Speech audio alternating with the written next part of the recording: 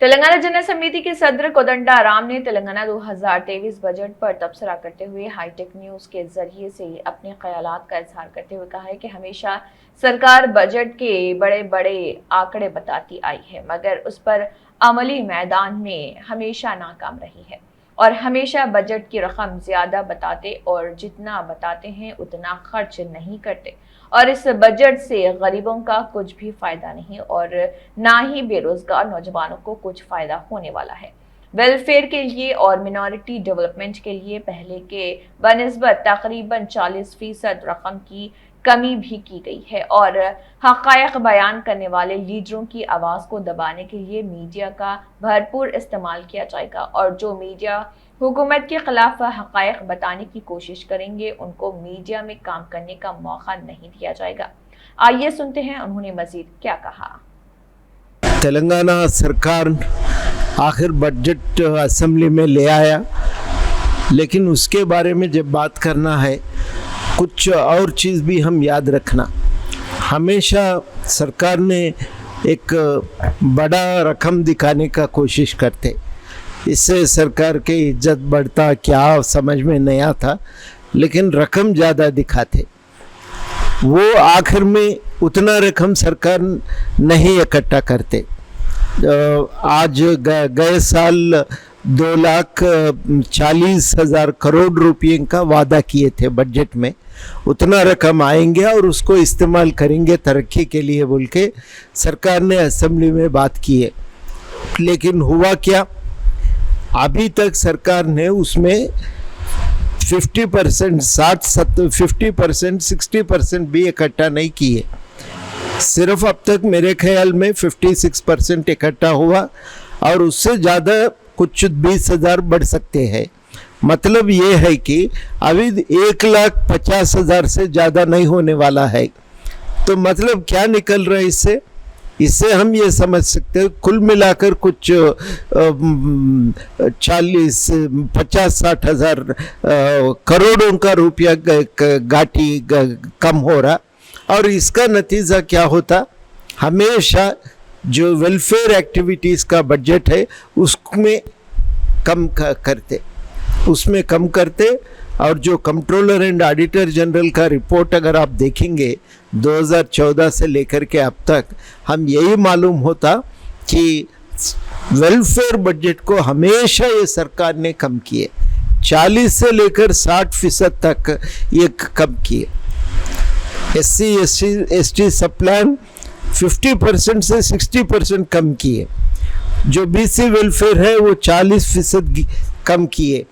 Minority welfare का budget भी 40% कम हो गया। नतीजा ये निकला कि फाइनेंस कॉरपोरेशन के लिए पैसा नहीं रहता। जो स्कूल से उसके लिए शादी मुबारक है उसके लिए पैसा देते, लेकिन जो फाइनेंस कॉरपोरेशन के ज़रिए लोन दे सकते हैं, मदद दे सकते हैं, वो मदद नहीं मिल रहा। यही चीज़ आज भी होने वाला है। आने वाले साल में इलेक्शंस होगा। इलेक्शंस को नज़र में रखते हुए सरकार ने एक बड़ा बजट ने शामिल की असेंबली में। उसमें ये बताया कि 2,90,000 करोड़ की रकम आने वाले हैं। इतना रकम को लेकर के वेलफेयर में बहुत खर्चा करेंगे ये साल, ये था सरकार का ऐलान। लेकिन ये इतना बजट तो आने वाला नहीं है। उसमें कुछ 17,000 आंध्र प्रदेश से हमारा कुछ मिलने का है, उसको लेके आएंगे और कुछ लोन्स की जिक्र किए। सेंट्रल से कुछ ज़्यादा पैसा आएंगा बोल के उसके बारे में बात किए, लेकिन ये होने वाला नहीं है। तो इसीलिए क्या होगा, बजट कम होगा, आमदनी कम होगा। जब आमदनी कम होता है वेलफेयर बजट में घटाला होता है, कम करते हैं। ये हमें देखने को मिलेंगे आने वाले साल में। यही होने वाला है तेलंगाना का बजट में।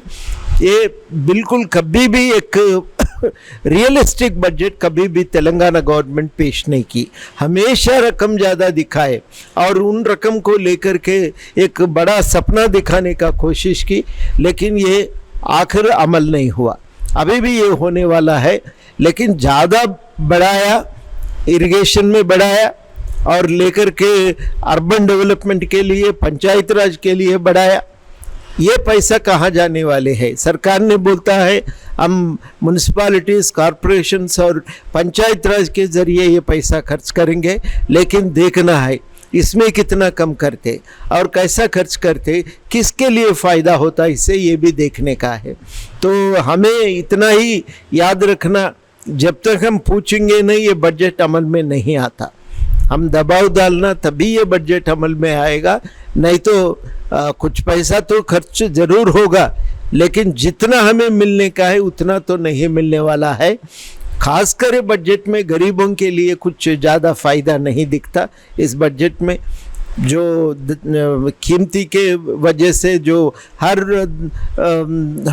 चीज़ का भी दाम बढ़ गया, दाम बढ़ने के वजह से हमारा आमदनी बस नहीं होता। ऐसे गरीब लोगों के लिए कुछ फ़ायदा दिखाने का इसमें कोई बजट का प्रस्ताव नहीं है। इसमें कोई ऐसा एलोकेशन, ग्रांट एलोकेशन नहीं है। दूसरी बात हम ये समझना है, बहुत सारे लोग बेरोज़गार हैं। इन बेरोज़गारों को नौकरी दिलाने के लिए बजट में कुछ पैसा नहीं है। जो सरकार ने हमेशा बोलते रहा कि अनएम्प्लॉयमेंट, जो अनएम्प्लॉयड है उनके लिए हम कुछ पैसा देंगे, लेकिन अभी अनएम्प्लॉयड के लिए पैसा देने के कुछ पैसा इसमें एलोकेशन नहीं है, तो ये नहीं होने वाला है। तो हम जब तक इकट्ठा नहीं होते, साथ मिलकर दबाव नहीं डालते, जब तक ये सरकार हमारे लिए कुछ काम नहीं करते, ज़्यादा एलोकेशन जो रोड्स एंड बिल्डिंग्स, इरिगेशन में लगा है उसके ज़रिए कॉन्ट्रैक्टर्स को फ़ायदा होता, लेकिन जो गरीब बेरोज़गार लोग हैं उनको फ़ायदा करने के लिए ज़्यादा नहीं है। तीसरा, जो वेलफेयर में बजट लगा है लेकिन वो खर्च नहीं होता, ये हालात है। तो हम सब लोग जो बजट में लिखे वही अमल होना, और अमल में ले आने के लिए हम सब मिलकर कोशिश करेंगे। मीडिया को जो बजट अलग करे, ये सेंटर में खर्चा करने के लिए, मीडिया को इस्तेमाल करने के लिए करे बोलते थोड़े लोग बोल रहे हैं, उसके बारे में आप क्या कहेंगे? मीडिया एडवर्टाइजमेंट के लिए दिए, जर्नलिस्ट की वेलफेयर के लिए कुछ नहीं दिए। गए साल कुछ सीड फंड दिए, उसके ऊपर जो इंटरेस्ट आता सूद के ऊपर कुछ जर्नलिस्ट को कुछ मदद दे सकते शायद, लेकिन उससे ज़्यादा जर्नलिस्ट वेलफेयर के लिए ना घर का ना प्लाट्स अलॉटमेंट के लिए एक पैसा भी नहीं लगाए। गए साल जो किए उसका जिक्र किए, लेकिन जो एडवर्टाइजमेंट है उसके लिए कुछ को 100 करोड़ इसमें लगाए, और ये 100 करोड़ से मीडिया को खरीद लेते। एडवर्टाइजमेंट के मतलब यही है कि मीडिया को खरीद लेते, और खरीद के उनकी आवाज़ ही मीडिया सुनाएंगे, और हमारे जैसे लोगों को जो सच बताने की कोशिश करते, हमारा आवाज़, हमारा बातों को उसमें कोई जगह नहीं मिलता। ये होने वाला है आने वाले दिनों में।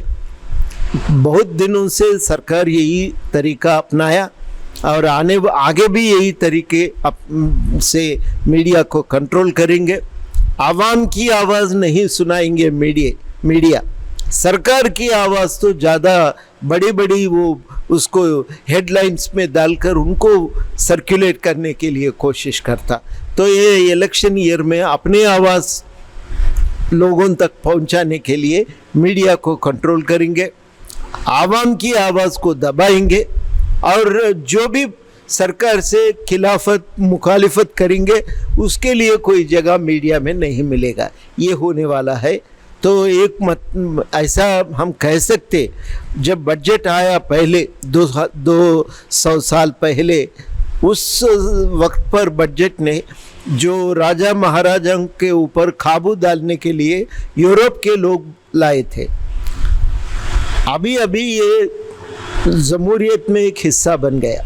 हर सरकार के ऊपर आवाम की तरफ लेजिस्लेशन, असेंबली ने कुछ काबू डालने के लिए ये बजट बनाते हैं। इसके ज़रिए क्या खर्च करना, किसके लिए कितना, वो ये सारी चीज़ असेंबली ने कंट्रोल करेंगे। लेकिन असेंबली जो बजट बनाया वो सही नहीं, रियलिस्टिक नहीं। जो रकम आता उससे ज़्यादा सरकार ने दिखाने की कोशिश करते हैं, तो बजट का क्या फ़ायदा है? जो लिखा वो नहीं होने वाला है, जो हकीकत है वो उसमें वो नहीं होने वाला है। तो उतना से ज़्यादा रकम, सबसे ज़्यादा रकम दिखाया, कम खर्च करेंगे, ये होने वाला है। इसके वजह से क्या हो सकता है, वेलफेयर में बहुत ज़्यादा कटौती होता है। बाकी जो कॉन्ट्रैक्टर्स को पैसा मिलने का अकाउंट्स है, उससे वो अकाउंट्स में जो पैसा है उसको कभी भी इतना ज़्यादा काटते नहीं, तो उनको फ़ायदा होगा। हमारे लिए कुछ इससे फ़ायदा नहीं मिलने वाला है। ये है सरकार का बजट का असलियत।